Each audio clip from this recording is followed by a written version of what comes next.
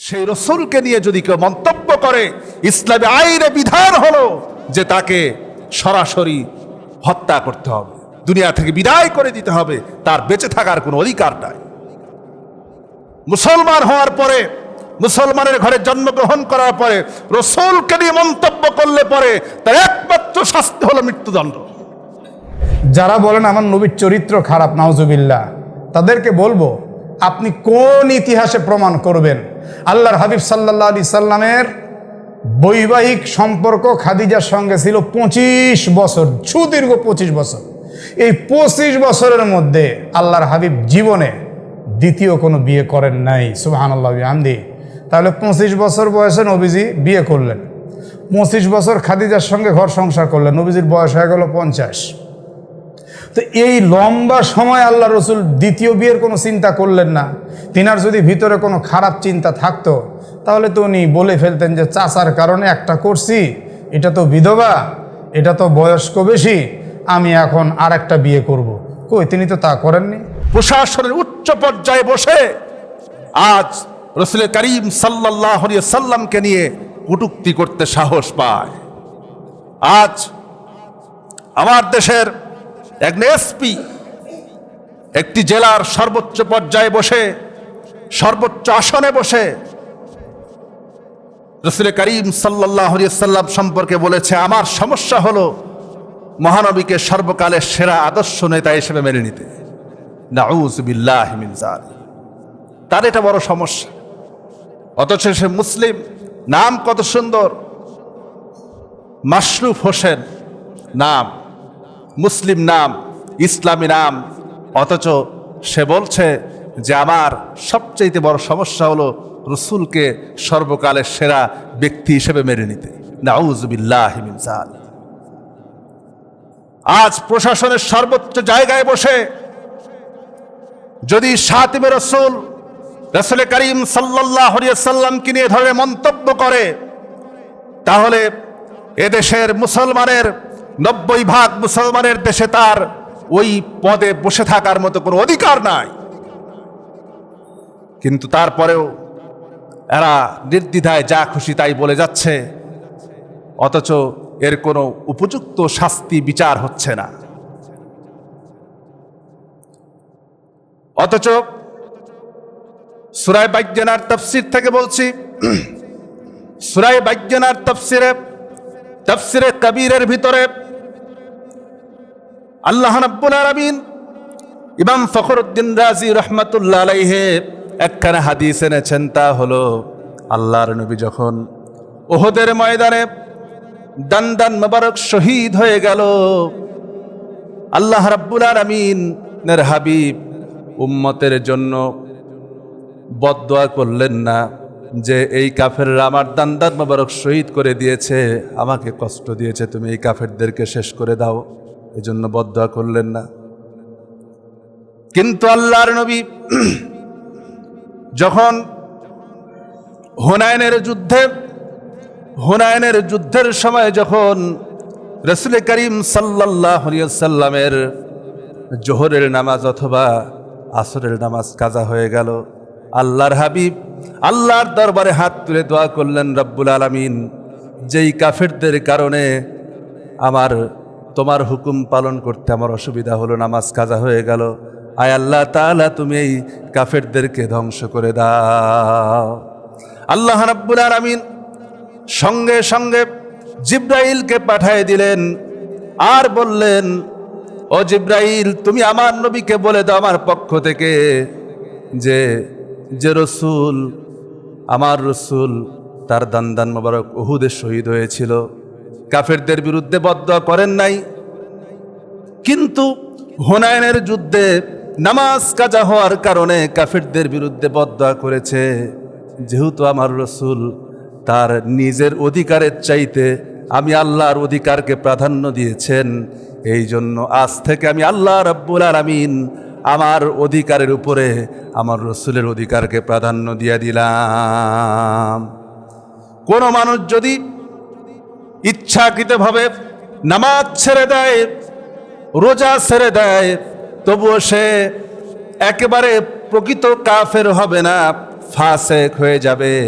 কিন্তু কোনো মানুষ যদি আমার রাসূলের একটা চুল নিয়ে যদি মন্তব্য করে, আমার রাসূলের একটা চুল নিয়ে যদি কটু কথা বলে, সে মুসলমান থাকবে না, সঙ্গে সঙ্গে কাফের হয়ে যাবে।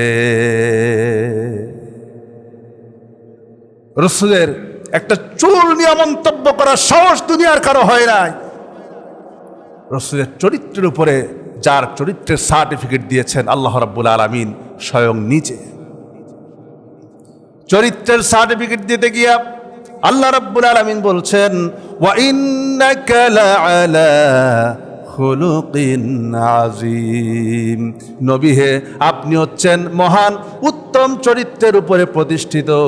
এত বড় চরিত্র দুনিয়ার আর কাউরে দেওয়া হয় নাই। আল্লাহর হাবিব যেই চরিত্র দুনিয়ার মাঝে রেখে গিয়েছেন, এমন চরিত্রবান মানুষ পৃথিবীতে আর কোনোদিন হবে না। যেই রাসূল বলেছেন, ও আমার সাহাবীরা, ও আমার স্ত্রীরা, ও আমার সঙ্গী সাথীরা, তোমরা আমার ভিতরে দিনের আলোতে যা দেখতে পাও আর রাতের অন্ধকারে যা দেখতে পাও, তা খুলে খুলে দুনিয়ার মানুষের কাছে বর্ণনা করে দাও। কে আছে এমন পৃথিবীতে, এমন কে আছে যে কথা বলতে পারে যে আমার রাতে যা দেখো দিনে যা দেখো সব মানুষের কাছে খুলে খুলে বর্ণনা করে দাও?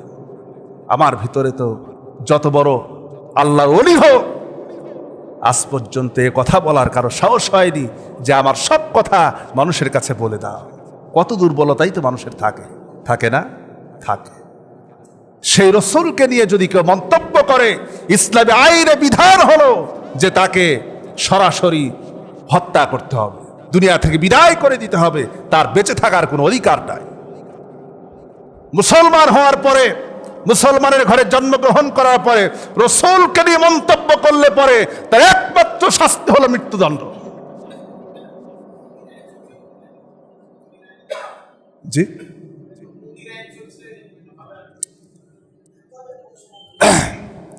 এটি হচ্ছে আমি ইসলামের কথা বলছি। কিন্তু কোনো মানুষ যদি, কোনো মুসলমান যদি ইমানি চেতনা নিয়ে, ইমানি বাসনা নিয়ে এই ধরনের শাতেমে রাসূলকে যদি কেউ যদি হত্যাও করে ফেলে, তার কারণে তার যদি ফাঁসিও হয়ে যায়, আল্লাহ রাব্বুল আলামিন তাকে সরাসরি শাহাদাতের মর্যাদা দিয়ে জান্নাত দিয়ে দিবেন। শাতেমে রাসূলের ব্যাপারে এমন কঠোর কথাই ইসলাম বলেছে। এই জন্য শাতেমে রাসূল হবে না কেন? অবৈধ ইনকামের উপর দিয়ে যাদের জন্ম হয় তারা কখনো ভালো মানুষ হতে পারে না। অবৈধ পন্থার উপর দিয়ে, কারণ তার বাবাও তো ছিল একসময় বনমন্ত্রী। কি ছিল? বনমন্ত্রী। বন রক্ষণাবেক্ষণের দায়িত্ব দেওয়া হয়েছে, আর বন উজাড় করে বাংলাদেশের অক্সিজেনের স্বল্পতা তৈরি করেছে। এখন বন টন উজাড় করে কানাডায় গিয়া আরামে বসে আছে। সে অবৈধ ইনকামের উপর দিয়ে আপনি আজকে অবৈধ ইনকাম করবেন, অবৈধ ইনকামের উপর দিয়ে আপনার জীবন চালাবেন। মনে রাখবেন, আপনার সন্তান এক সময় আপনাকে ওইভাবেই আপনাকে ছেড়ে চলে যাবে। দুনিয়া শেষ পর্যন্ত আপনার বহুত হবে, আপনাকে দেখার মতো কেউ থাকবে না। হালাল ইনকাম দিয়ে বড় কিছু করার দরকার নাই, বেশি কিছু করার দরকার নেই। হালাল ইনকাম দিয়ে কষ্ট করে জীবন চালান। এ জীবনের মধ্যে আল্লাহ তাআলা বরকত দিয়ে ঢেলে দিবেন, এর মধ্যে আলাদা শান্তি আছে।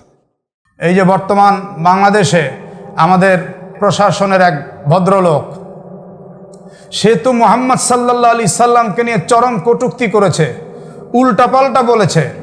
বলতে বলতে এক পর্যায়ে সে বলছে আল্লাহর রাসূল সাল্লাল্লাহু আলাইহি ওয়াসাল্লাম আম্মাজান আয়েশা সিদ্দিকা রাদিয়াল্লাহু আনহার সঙ্গে নাকি লিপ টুগেদার করেছে। নাউজুবিল্লাহি মিন যালিক। এগুলি শুনলে কোনো মুমিন মুসলমানের শরীরে রক্ত ঠান্ডা থাকতে পারে না।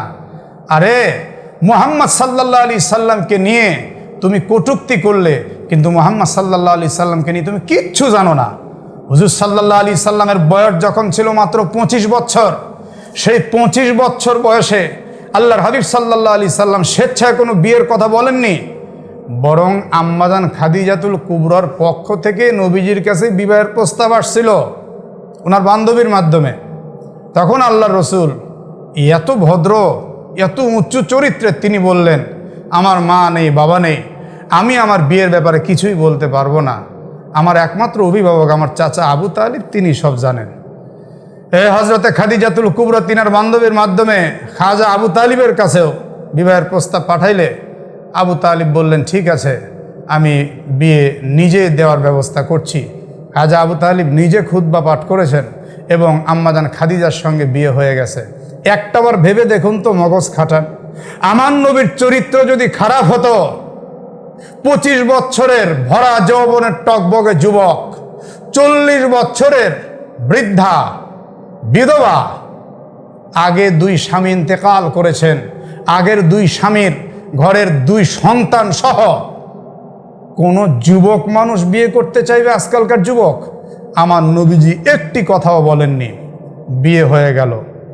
মজার ব্যাপার হচ্ছে, যারা বলেন আমার নবীর চরিত্র খারাপ, নাউজুবিল্লাহ, তাদেরকে বলবো, আপনি কোন ইতিহাসে প্রমাণ করবেন আল্লাহর হাবিব সাল্লাল্লাহু আলাইহি সাল্লামের বৈবাহিক সম্পর্ক খাদিজার সঙ্গে ছিল 25 বছর, সুদীর্ঘ 25 বছর। এই 25 বছরের মধ্যে আল্লাহর হাবিব জীবনে দ্বিতীয় কোনো বিয়ে করেন নাই। সুবহানাল্লাহ বিহামদি। তাহলে 25 বছর বয়সে নবীজি বিয়ে করলেন, 25 বছর খাদিজার সঙ্গে ঘর সংসার করলেন, নবীজির বয়স হয়ে গেল 50। তো এই লম্বা সময় আল্লাহ রসুল দ্বিতীয় বিয়ের কোনো চিন্তা করলেন না। তিনার যদি ভিতরে কোনো খারাপ চিন্তা থাকতো, তাহলে তো উনি বলে ফেলতেন যে চাচার কারণে একটা করছি, এটা তো বিধবা, এটা তো বয়স্ক বেশি, আমি এখন আর একটা বিয়ে করব। কই, তিনি তো তা করেননি। আপনারা তো এগুলি কোনো কিছু প্রমাণ করতে পারেন না। আল্লাহর হাবিব সাল্লাল্লাহু আলাইহি সাল্লামের 13টা স্ত্রী বা 9টাই বলেন বা 11টাই বলেন, সব রেওয়ায়াত আসছে, এগুলি আলোচনার আলাদা বিষয়। আমার একটি বইও লেখা আছে, রাসূলুল্লাহ সাল্লাল্লাহু আলাইহি সাল্লামের বহু বিবাহের কারণ। এর মধ্যে ডিটেলস আমি সব তুলেছি। এখন আলোচনার মোড় অন্যদিকে আমি নিতে চাচ্ছি না। তবে নবীজির যত স্ত্রী ছিল, একমাত্র হজরতে আয়েশা সিদ্দিকা ছাড়া অন্য কোনো স্ত্রী কুমারী ছিল না। আপনারা শুধু আমাদের নবীকেই দেখেন যে নবী অনেক বিয়ে করছেন, কোন কারণে করছেন, কারণগুলি তো দেখেন না। আপনারা শুধু আমাদের নবীকে নিয়েই দেখেন। ইহুদি, খ্রিস্টান, হিন্দু, বৌদ্ধ ধর্মের কত পূর্বপুরুষরা আমরা প্রমাণ করতে পারি, তারা 1টা 2টা 5টা 10টা না, বিয়ের পরে বিয়ে, বিয়ের পরে বিয়ে, পত্নীর পরে উপপত্নী, কত কিছু গ্রহণ করেছে। তাদের নিয়ে কোনো কথা নাই। এ কথাগুলোর দ্বারাই এটাই প্রমাণ হয়, আপনারা শুধু আমাদের নবীকে চোখে দেখেন, অন্য কোনো ধর্মের বিষয় আপনারা বলেন না।